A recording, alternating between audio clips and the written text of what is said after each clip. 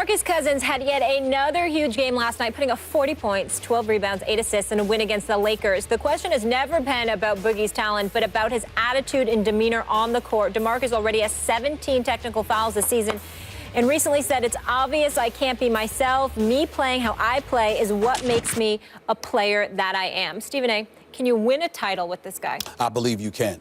I believe that Demarcus Cousins is the best big man in basketball.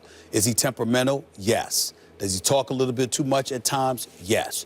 The technical fouls, for example, the penchant to get a little violent from time to time. I don't like the look of you being 6'11", 260-plus pounds, and you threatening a reporter twice your age, if not more so, who's half your size. I mean, I just don't think that's smart.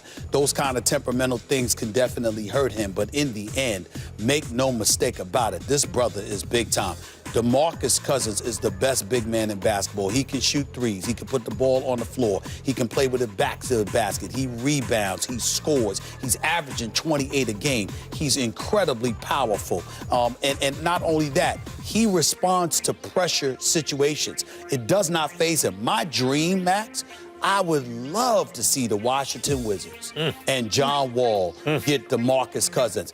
I would love to. I'm telling you right now, if Ernie Grunfeld find a way to get his hands on Demarcus Cousins while keeping Wall, Beal, and Porter, I'm telling you right now, it would be Cleveland and the Washington Wizards. I'm talking about for the next several years, battling for Eastern Conference supremacy. Played with Isaiah Thomas, they didn't win a whole lot.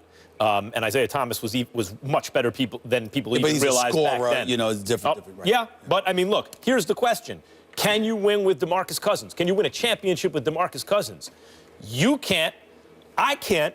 The Knicks couldn't. The Lakers couldn't anytime soon. A lot of good teams couldn't. Greg Popovich could.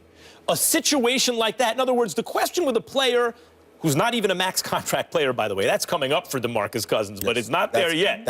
He's also kind of inexpensive for what he does. That temperament is what has affected him. No question about it. But the question with a player like Cousins, who has an issue with his temperament, but is incredibly talented, is can you win a championship with him? Can he be the best player on a championship team?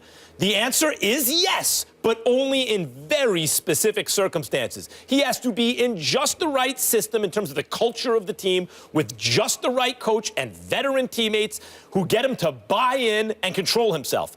If that's the case, he can not only win a championship, but he can do it as the best player on the team because he is amazingly skilled and talented. There's a difference. Skill is the honing of that talent. He's naturally talented and incredibly skilled and huge and can also play in a way that's not only conducive to winning in this league, but would have been conducive to winning in any league throughout NBA history, in any era. He's an amazing talent, but he could only win one with Popovich and the Spurs, or a situation that's similar to that, not just anywhere. I think that one of the things you continuously bring up when we have these kind of conversations is whether or not you can be the best player. That's not what I was answering. I'm saying that this guy, when the question is asked, can you win a championship with somebody? The way I'm interpreting it is having this guy going to make you lose because they're distracting, because they're not a team player, because their skill set is not what it needs to be, except, you know, it doesn't mesh with whatever. I'm saying I don't care what team you put Demarcus Cousins on, you're not losing basketball games because of him. You're not. Now, you might not win a championship if the team around him isn't good enough. Sacramento is evidence of that. But you are not losing a shot at the crowd because of Demarcus Cousins. Well, I mean, look, it's not just the team around him and their talent, because he's played with some talented players, although on no great teams yet, obviously. It's also the kind of personalities around him, strong veteran leaders and those sorts of things, that would be able to harness his ability and not let him get out of control. I do wonder at this point whether his personality is working against his best interests, even in terms of winning and losing games. When you look at the won-loss records of his teams, they have been, when you have a talent as transcendent as his, you'd think that his teams would win a little more. That said, it's not just about being the best player, but when you're going to have to wind up paying him max money and give up resources in order to acquire him, he has to be one of the two. He has to be in the absolute nucleus of that team, one of the centerpieces. He has the ability to do it, for Popovich, maybe for the right coach who he buys into, but not just for anybody. I got to tell you something. We talk about DeMarcus Cousins. Let's be clear about something here. The man doesn't miss too many games. He shows up. You understand? Durability, not just skill. He's on the court. He's averaging 28. He's averaging 28. I mean, this brother's on another level, and we have to appreciate it. And I really, really think somebody like the Washington Wizards, 28 and 10, shooting 45% from the field and 35% from three-point range as a big man. He's an excellent player. If he wants to be a great player, he better start winning. You know who else showed up? Stephen A. Smith. So in case you missed it yesterday, Stephen A. caught up with James Harden in Houston, shut off his jump shot. I didn't show anything off. I missed everything. He might want to get back in the gym real quick. Harden trolling Stephen A. yesterday with this tweet. Please, Stephen A. Smith, stick to your day job. First take. You know what?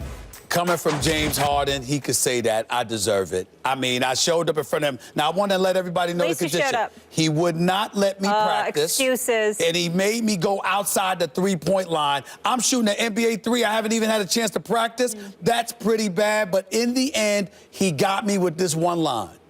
As much stuff as you talk about everybody else, and you think you're gonna get out here and not have to make shots, please. He got me with that one, and not only that, right now, if the season were to end, he would be my league MVP. So there's nothing I can say. James Harden, listen, I got to talk about James Harden. I deserved it. I got to sit up there. I was going to stand up for you, but, you know, I mean, I think it's pretty, no warm-ups and all that stuff. An NBA three-point shot, he missed them, but he looked pretty good shooting them. And considering you cover the NBA, you talk smack about everyone, not everyone would go out and show up and do that. No, I will not back up. He got me, though. If there's somebody that could talk about me, it's James Harden. It was a very, I just want you to go back out and redeem yourself. Can you do that for us? He wants me to do it, too. He said he's going to call me out to do it. Maybe before the players. Hit the gym first. That's right. I'm going to hit the gym first, and I'm going to hide from him this weekend. I don't need anybody to see me All-Star weekend. I don't need to be out there shooting this weekend. That much I would tell you. Love it. When we come back, we're going to stay with the NBA. The Spurs make history, and why does this have Max more frustrated with what's going on with the New York Knicks? He will explain that in his final take. Stay here.